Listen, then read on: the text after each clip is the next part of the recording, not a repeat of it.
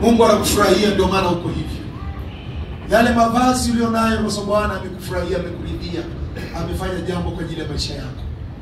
Wanajaribu kutafakari kama si Bwana anayetuwekea mkono, wengine tusingekuwa na sura za kukaa mjini. Tungerudi kama wengine walivyorudi. Tungeishi mashambani. Tungeishi kijijini. Juzi mtu mmoja alikuwa ananiambia, vipi kama ungekuwa kijijini? Ilikuwa Singida kwenye msiba fulani. Akaniambia, vipi kama ungekuwa huku kijijini? Ningekuwa nimechoka sana. Lakini Bwana aliponifurahia akafanya connection, nikajipata kwa neema ya Mungu niko Arusha mjini. Kuwepo mimi mjini miaka hii zaidi ya 20, mbingu imeshughulika. Bwana Yesu asifiwe sana. Na wewe mahali uliko, hawa watoto walio nao ni matokeo Bwana amekufurahia, akakubariki na hawa watoto.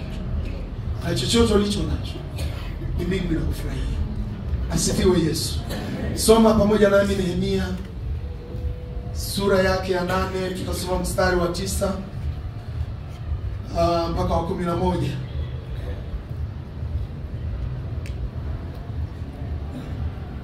Naye Nehemia ndiye aliyekuwa Tirishadha na Ezra kuhani mwandishi na Walawi waliowafundisha watu, wakawaambia watu wote, siku hii ni takatifu kwa Bwana Mungu wenu, msiomboleze wala msilie. Maana watu wote walilia walipoyasikia maneno ya Torati. Kisha akawaambia, nendeni zenu mle kilichonona na kunywa kilicho kitamu. Tena mpelekeeni sehemu yeye asiyekuwa na kitu. Maana siku hii ni takatifu kwa Bwana wetu, wala msihuzunike. Nilichukua kichwa kwenye hiyo pointi inayofuata hapo. Kwa kuwa furaha ya Bwana ni nguvu zetu. Sema amina. Amen. Sema furaha ya Bwana ni nguvu zetu. Haya ambayo tumeyasoma ukianzia mstari wa 1 mpaka hapa tulipoishia, unaweza kaandika mstari wa 1 mpaka 11 kama utasoma kwa wakati wako. Ni wana wa Israeli wanasomewa sheria na maagizo ya Mungu, wanafundishwa Torati. Na wanapofundishwa Torati walikuwa wamemisi haya mambo, walikaa mbali na hizi sheria. So walikuwa wameenda katika hali ya utawanyiko. Lakini sasa wanarudi na wanasomewa hizi sheria. Na Ezra kuhani mwandishi, walikusanyika watu 49,697. Mbele yao ikasomwa sheria ya Bwana. Walipojikagua baada ya kusomewa sheria ya Bwana, wakaona kuna maeneo yalikuwa yamepungua, hawakuwa wameyatenda. Na kwa sababu hiyo wakajua kabisa kwa yale ambayo walikuwa wameyaacha Mungu alikuwa hafurahii. Lakini wakaambiwa, kwa kuwa sasa sheria na Torati imesoma masikioni mwenu, na Mungu kwa sababu anawafurahia amewakumbusha tena yanayopasa kuwafanya. Na mioyo yao ilikuwa imeguswa sana na Mungu jinsi alivyowahurumia akawakumbusha. Unaweza ona Mungu anapotupenda kwa sisi, katika madhabahu analeta waonyaji. Unapoona Mungu anakuonya hata kama ni kwa maneno makali, nataka ujue kwamba Bwana anakufurahia na kuna kitu anataka ufanye, na kuna hatua anataka upige. Unaweza kutana hata na meza ya wachungaji ukapigwa za uso. Watu wenye akili hawakimbii kanisa, wanalia hapo hapo na wanabaki hapo hapo. Maana inaonyesha unaporudiwa na Bwana hata kwa njia ya watumishi, ni Mungu anakufurahia. Kama Bwana akufurahii, atakuacha uende kwenye njia zako. Lakini Bwana akikufurahia, atakukumbusha jambo. Ndio sasa hapa tuliambiwa Ijumaa Hamisi, sikupata nafasi ya kupatikana, lakini tumepewa hapa kwamba Ijumaa watu walikuwa wengi kwenye maombi.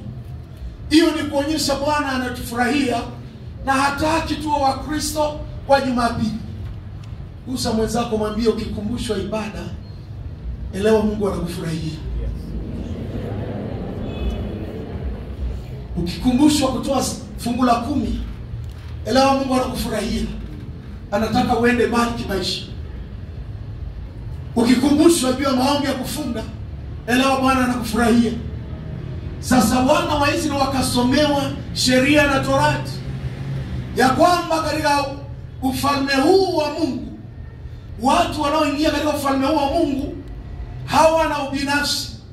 Wanaambiwa hii ni siku takatifu na sheria ya takatifu ni hii. Nenda kule mkale chakula, mkale vilivyo vinono, munywe vilivyo vitamu, lakini wakaambiwa sheria ya takatifu ni hii. Usiwasahau wale ambao hawana kitu. Mungu anafurahia sana wewe mwenye kitu kumpa mtu asiye na kitu. Kama utainuka siku moja ukamwona ndugu yako yuko mahali ni mhitaji, ukampelekea sukari kilo 2, ukampelekea kamchele hata kilo 3 ambayo haizidi 10,000, unapofanya tendo lile unafanya yule mtu afurahi. Na yule mtu anapofurahi, Mungu anafurahi. Na Mungu anapofurahi, anaachilia kitu juu ya maisha yako. Hawezi kuacha baki vile. Ndio maana utaona maisha ya Dorcas alipokuwa amebarikiwa, akiwa ni mtaalamu mzuri wa kushona nguo. Wafundi nguo kumbe walianza kitambo, kama akina Happy hapo, walianza miaka mingi. Katika ujuzi wake na katika faida aliyokuwa anapata, anaona kuna mwingine hana kagauni kazuri, anaangalia kwenye faida yake, anamshonea kagauni. Anapovaa ile gauni anamshukuru Mungu. Anapomshukuru Mungu, Mungu anafurahi. Na Mungu anapofurahi, anafanya jambo juu ya maisha yao. Wakristo wanapokuwa, Mungu anaanza kuwaonyesha mambo ya kufanya, badala ya kulia tu, Mungu nibariki, nifanyie na hiki, Mungu anaanza kutupa akili ya vile tunavyovipata tushiriki na wengine. Kwa hiyo wana wa Israeli wakaamuriwa, furaha ya Bwana ni nguvu zetu. Ili Mungu asikie furaha, wasiwepo wachache wanakula na kusaza hata na kutupa. Wawakumbuke wale ambao hawana kitu. Na wanapofanya hivyo, mbingu inashangilia. Ni maisha yako. Kwa nimewaambia asubuhi, unapobarikiwa na Mungu amekupatia maisha, jaribu kuangalia wanaokuzunguka.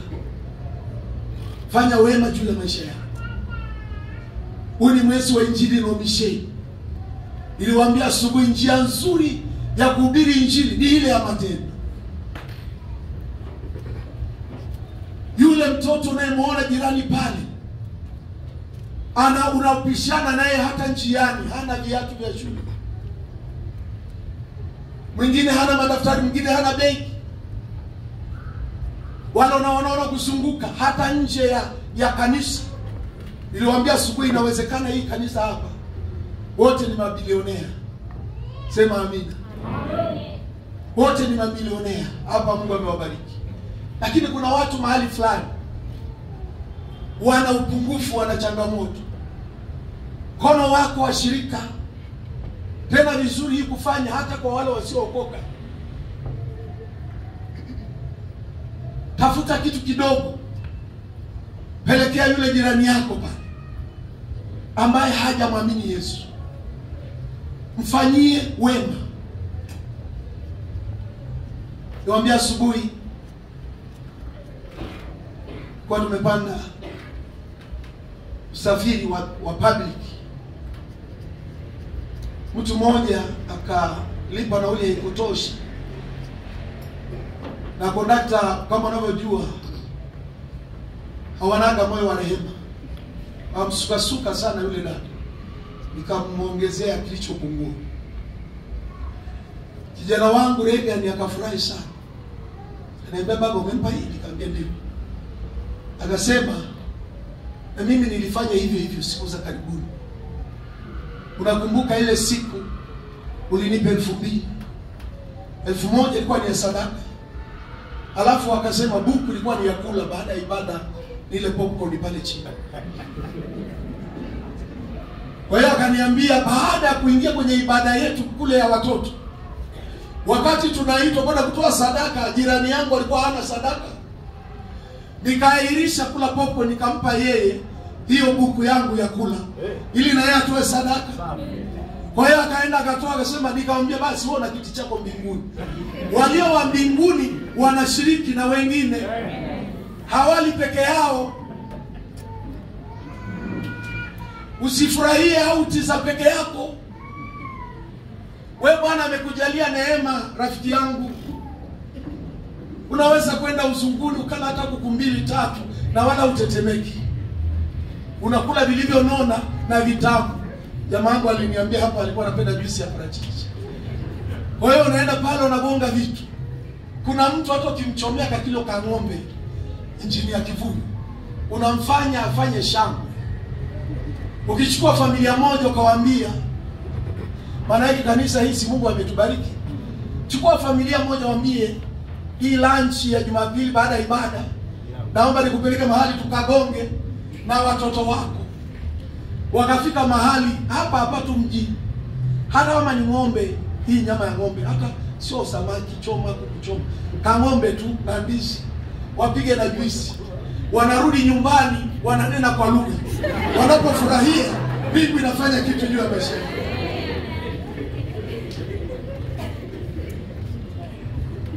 Kuna mambo ambayo yanaweza kuleta baraka kwenye maisha yetu tukianza kuyafanya kwa upendo. Furahia tu.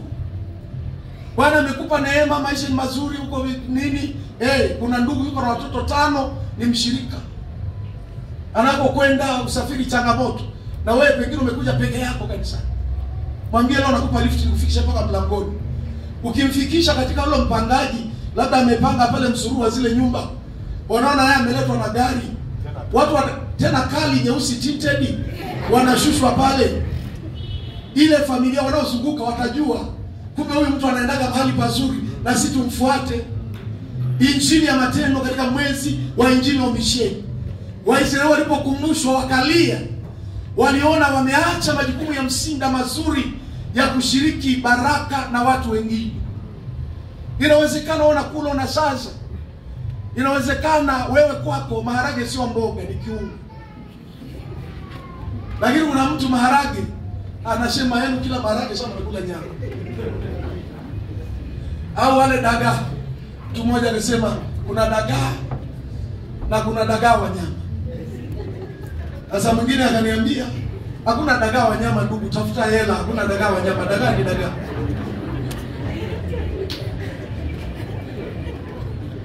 Na mwingine siku moja alisema sitaki kununua gari aina fulani inakula sana mafuta. Mtu huyo mwenzake akamjibu akamwambia tafuta hela, hakuna gari inakula mafuta, ni hela una, tafuta hela. Gari yote ni gari. Si askofu amesema hapa yale meusi yanakuja. Kwa hiyo acha kuwaza juu ya gari ambayo inaenda kilomita 15 kwa lita. Bwana akikufurahia unaweza sukuma ndinga inaenda kilomita 5 kwa lita na wala utetemeke. Bwana asifiwe sana. Kwa hiyo Bwana akitufurahia lazima kuna mambo yanatokea kwenye maisha yetu. Naomba nisome katika Isaya 62 alafu tutaangalia pointi kadhaa tunapoendelea mbele. Isaya 62 kuanzia mstari wa kwanza.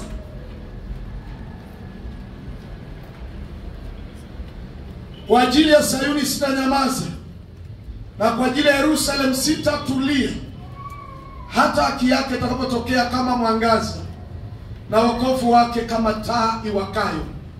Na mataifa wataiona haki yako, na wafalme wote watauona utukufu wako, nawe utaitwa jina jipya litakalotajwa na kinywa cha Bwana, nawe utakuwa taji ya uzuri katika mkono wa Bwana, na kilemba cha kifalme mkononi mwa Bwana mkononi mwa Mungu wako. Hutaitwa tena aliyeachwa, wala nchi yako haitaitwa tena ukiwa, bali utaitwa Hefsiba na nchi yako Beula. Haya maneno yametafsiriwa hapo chini kwenye Biblia. Hefsiba maana yake na kufurahia. Unaona hapo juu maandiko ambayo tumesoma, Biblia inazungumza, anasema Mungu akikufurahia hawezi kuona una uvimbe akanyamaza. Hawezi kuona una msongo wa mawazo akanyamaza. Lazima Bwana afanye kitu juu yako. Anasema kwa ajili ya Sayuni sitanyamaza, na kwa ajili ya Yerusalemu sitatulia hata nitakapoona haki yake imepatikana. Jana wa leo jamani, namfurahia Yesu. Tunapoanza kumwabudu na kuyatenda mapenzi yake na kufanya yaliyopendeza moyo wake, tunapomtumikia Mungu kama hivi, tunamjengea madhabahu yake. Anasema kwa ajili hiyo Mungu hawezi kunyamaza. Niko hapa mchana leo kutangazia hiyo milioni uliotoa, milioni 10, milioni ngapi hizo ulizotoa kwa ajili ya ujenzi. Niko hapa kukutangazia Mungu hata nyamaza mpaka haki yako itakapopatikana. Mungu hata tulia kwa ajili mpaka watoto wako wanapopata haki yao. Mungu hata nyamaza mpaka upate mume. Nasema Mungu hata nyamaza mpaka umiliki. Mungu hata nyamaza mpaka huo uvimbe umeyeyuka. Huwezi tumikia Bwana ukaenda mahali alafu kapigwa na kansa, ngozi kabomoka, ukawa na sura mbaya. Haiwezekani. Utakufa ile umekaa tu mahali hivi, unasema nipe glasi ya juisi, unagonga, alafu unafunga macho unaenda kwa Bwana. Hakuna kufa kisembe wakati Bwana anatufurahia. Mungu anapotufurahia anatupa vifo vyenye akili. Unakufa kama mtu alienda shule. Sema amina. Sio ya kurusha miguu na kupiga makelele. Biblia inasema Mungu hata nyamaza kwa ajili ya watu waliofanya vizuri, walioyatii maagizo yake, waliofanya sheria zake. Anasema hata tulia. Jana wa leo jamani, nakutangazia Mungu ndiye mjengea nyumba pale Sakina. Hata nyamaza, hata tulia, hata hakikisha, haleluya, umemiliki miliki zako. Umetembea kifua mbele. Hata hakikisha ameondoa stresi zote. Amekufanyia kicheko. Dada, hujachelewa. Wewe usione umefika 40 ukafikiria umeenda. Wadada wa zamani katika Biblia miaka 70 ndio dada anatafuta mchumba, yani ndio amekuwa msichana. Kwa hiyo miaka hiyo sio shida. Bwana anaweza kurejesha kwenye kizazi cha kale, ukachumbiwa ukiwa na miaka 50. Unaingia kwenye ndoa, unagonga watoto kama 4 hivi kwa mara moja na maisha yanaenda mbele. Nimeona mama mmoja aliyelia miaka mingi Dar es Salaam, anatafuta mtoto. Bwana alipomtokea akapiga 6 kwa mara moja. 3 wa kiume, 3 wa kike. Wewe uliyekuwa umepiga 3 unamzomea, anakuovertake, ukiona ana 6 iliyonyoka tena amechanganya. Bwana akikufurahia maisha yako haiwezi kubaki vile, na zile historia maisha yako ibadilike. Mungu anamuita Abraham kutoka katika Uru wa Kaldayo. Mwarabu huyu kutoka Uru wa Kaldayo. Anamwambia toka kwenye nchi yako na jamaa yako ende nchi nitakuonyesha. Alipoyatii maagizo ya Mungu, Mungu akamfurahia. Mbele ya safari Biblia inasema jina lake likabadilishwa.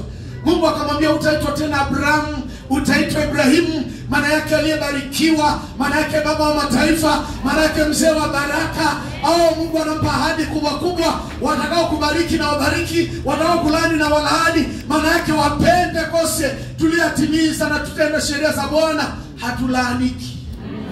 Watalaani na kulani wao unaendelea kuwa mzuri zaidi. Wanalaani ili ukonde unaendelea kunenepa zaidi. Wanalaani ili filisiko unaendelea kuwa tajiri zaidi. Maana tumefurahiwa na baba yetu wa mbinguni. Ibrahimu akapewa baraka, jina lake likabadilishwa. Hapa tumesoma, anaambiwa hutaitwa tena aliachwa, utaitwa Hefsiba. Maana yake na kufurahia. Jamani, wangapi wanapenda Bwana awafurahie? Mimi nafikiri jambo la msingi la maisha yetu, tumuombe Bwana, mwambie Bwana nifurahie. Furahia ile biashara ninayofanya. Furahia ile kazi ninayofanya. Furahia kazi ya mikono yangu. Mwambie Bwana zifurahie. Jamani, unashona vinguo pale, kainue juu, nena kwa lugha, mwambie Bwana, furahia hii mitindo ninayoifanya. Wewe unaendesha gari yako, mwambie Bwana, furahia hii. Unaendesha toyo, mwambie Bwana, furahia kazi yangu. Bwana akifurahia, hakuna mauti itakuja juu ya maisha yako. Utaona uzima wa Bwana. Tuongee pointi chache. Bwana akikufurahia, atakutia moyo. Anasema, mimi niko pamoja nawe, usiogope wala usifadhaike. Bwana akikufurahia, atakutia moyo. Hata wakati ambapo unasubiri atende muujiza kwenye maisha yako, utasikia kutiwa moyo. Huna kitu lakini unatiwa moyo. Bado kuna vitu vinatokea lakini unasikia kutiwa moyo. Lakini jambo la pili, Mungu akikufurahia, anakupa ufalme. Katika Luka 12:33 anasema, siogope ni kundi dogo, maana baba yenu ameona vema kuwapa ufalme. Amina. Maana yake nini? Anatupa uwezo wa kumiliki hapa duniani. Anakupa ufalme. Jambo la tatu, Mungu akikufurahia,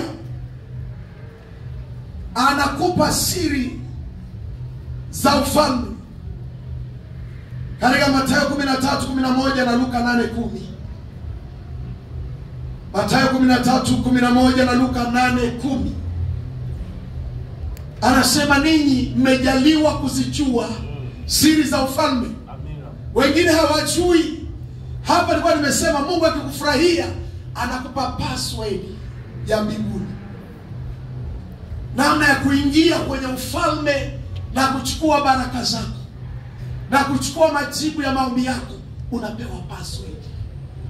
Jana mzee mmoja alikuwa ananiambia, askofu mmoja anasema ameweka wifi pale nyumbani kwake. Sasa msichana wa kazi ajui, nayo huwa inalipiwa.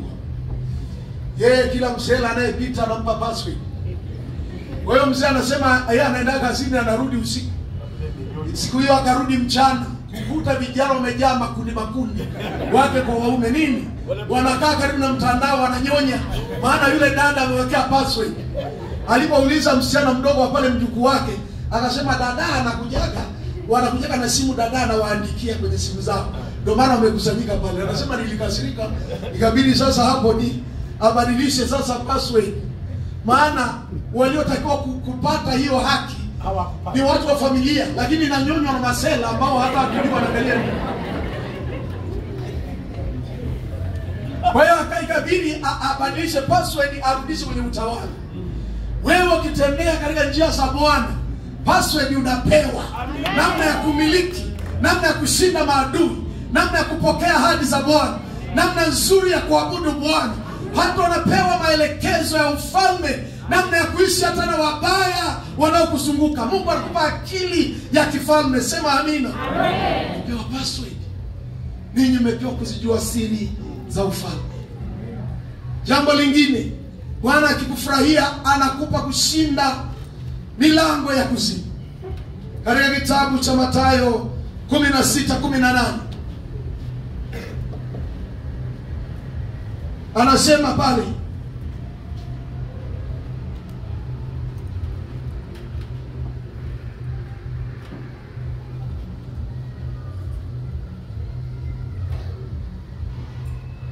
kwenye Mathayo 16:18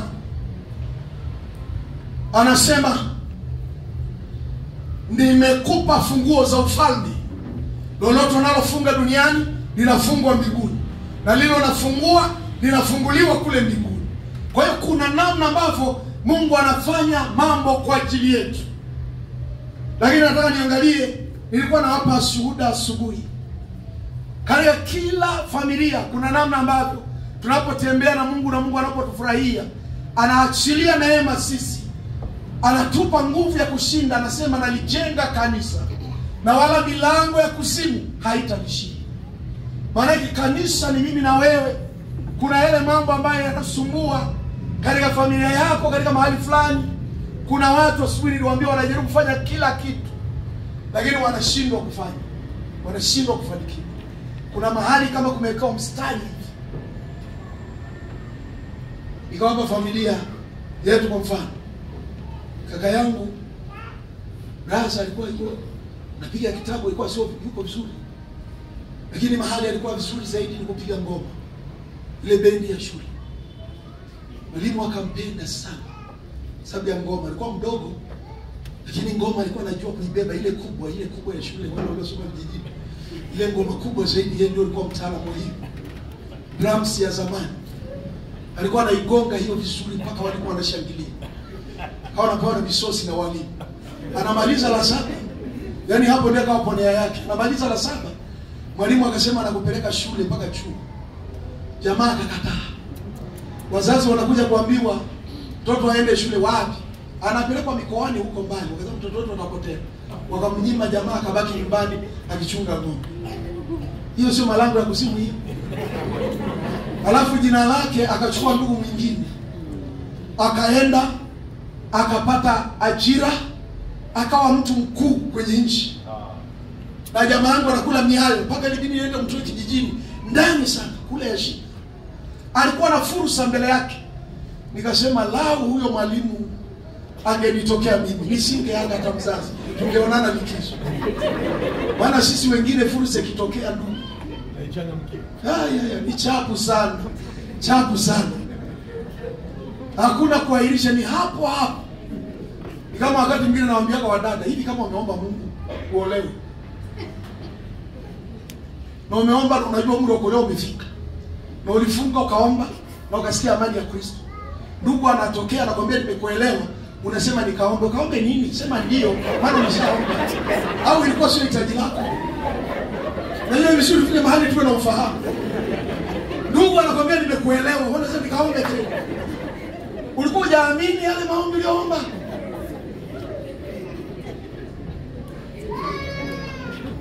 Kuna watu hawataki kucheleweshwa.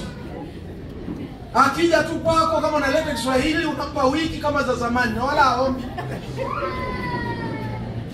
Unaenda kumwambia rafiki yako anakuambia usiolewe na huyo, anakuharibia mchongo. Anaweza kuambia ni maskini, huyo ni hivi. Ili tu akuharibia mbaki wote. Kwa hiyo dawa hapo ni kufanya nini ndugu zangu? Na ulikuwa umeomba na unangoja, si ndio? Kama ulikuwa unaomba lift ya kwenda Moshi, huko porini hakuna kwenye barabara hakuna gari. Imetokea hata ni lori, hujaiomba lift. Imesimama. Unauliza tena bwana nipande au nisipande? Na ulikuwa umeomba. Si ni kuingia kwenye gari na kwenda. Salimia jirani yako mwambie punguza usumbufu.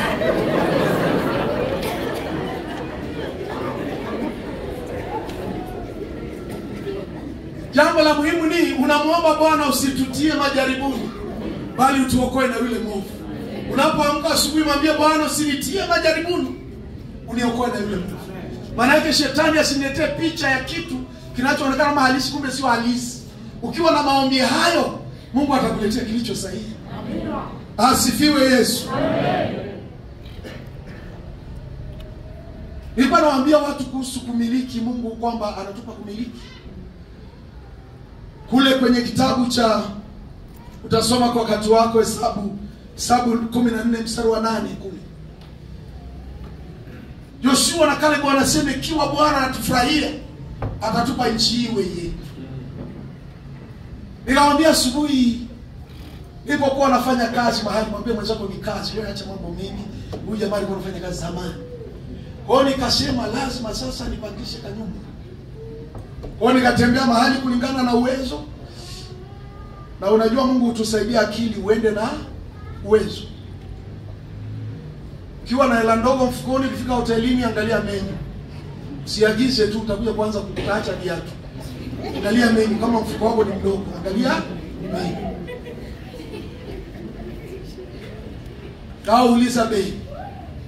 Ili usio kabaki hapo. Kwa hiyo sasa mimi nikaona kulingana na uwezo wangu. Kuna nyumba ya udongo iko mahali. Ina imbavu za mbwa. Alafu ina geti ya bati. Nikasema Bwana, kama ungenipa kumiliki hii room hii, unipatie na radio cassette ile Hitachi. Alafu niwe naweka kanda zile cassette. Niweke uliamkuno hapo. Niweke kaminyula na nyimbo zingine. Niufurahie wema wa Bwana hapo. Na Mungu akanijalia hayo niliyoyaomba kama Yebesi. Kumbe ukiomba mbavu za mbwa unaanguka na mbavu za mbwa. Na Mungu alaumiwe. Nikakaa hapo na nikapata hiyo rumu na kaseti nikapata. Kwa hiyo nikawa na jamaa yangu Kimaro hapo. Tuko naishi sasa, yeye anaishi mtaa ule na mimi naishi mtaa ule. Tunatembelea. Babu zangu bwana yuko kwenye babu zangu. Yesu ni Bwana, anasema amini. Tunafarijiana katika Bwana. Kwa hiyo baadaye mhubiri mmoja kaja kuhubiri sana, anasema hizo anahubiri juu ya mbavu za Mungu. Nikasema muda wa kukaa kwenye mbavu za Mungu umeishi. Lazima sasa nimwangalie Bwana kwa mlango mwingine. Nikatembelea, nikapita nyumba moja, dirisha kwa haina pazia, nikajua hapa hamna mpangaji. Ni nyumba yenye geti kali, nikasema na vile na kaseti na wezi ni wengi. Ni nafuu nihamie hii geti nzuri. Ni hela hiyo sina. Nikasema wewe nyumba, sikia neno la Bwana. Nitaishi hapa ndani. Nikaimba huo wimbo kila ninapopita ile njia. Nataka nikuhakikishie siku ilifika. Nikaingia hiyo nyumba. Ilikuwa room moja. Baadaye nikachukua, kulikuwa na nyingine ya room mbili. Ndio niliolea hapa. Kwenye hiyo nilikuwa naitamkia nikiwa napita. Nikaishi na maisha yakaendelea. Kwa hiyo nilikuwa nasema kuna Mungu akikufurahia anakufungua akili kuanza kuona vitu na kuanza kumiliki kwenye ulimwengu wa roho. Lakini nikawaambia pointi nyingine, Bwana akikufurahia atakusikizisha maneno yake na sauti yake. Kumbukumbu la Torati utaandika, utasema wakati wako 4:10 na mstari wa 36. Lakini katika Isaya 30 mstari wake wa 21 anasema utasikia neno nyuma yako kwambia njia ni hii, ifuate. Asubuhi nikawaambia jamani, mimi Mungu amesema na mimi mara kadhaa nyakati zile ambazo kweli nahitaji Bwana anitoe. Ameongea na mimi kwa Kiingereza. Sijakumbuka na sikumbuki kama Bwana amekusema na mimi kwa Kinyaturu. Haina maana kwamba haongei Kinyaturu au hajui. Anajua. Na Kiswahili mara chache. Lakini Bwana amesema nami kwenye nyakati ngumu kwa Kiingereza. Na nikawaambia wachungaji asubuhi na baba askofu, kwa sababu upo. Kwanza nakushukuru kwa kunipeleka shule. Niko karibu kuhitimu mwezi unaokuja. Ikikupendeza baba askofu nipeleke ya Kiingereza.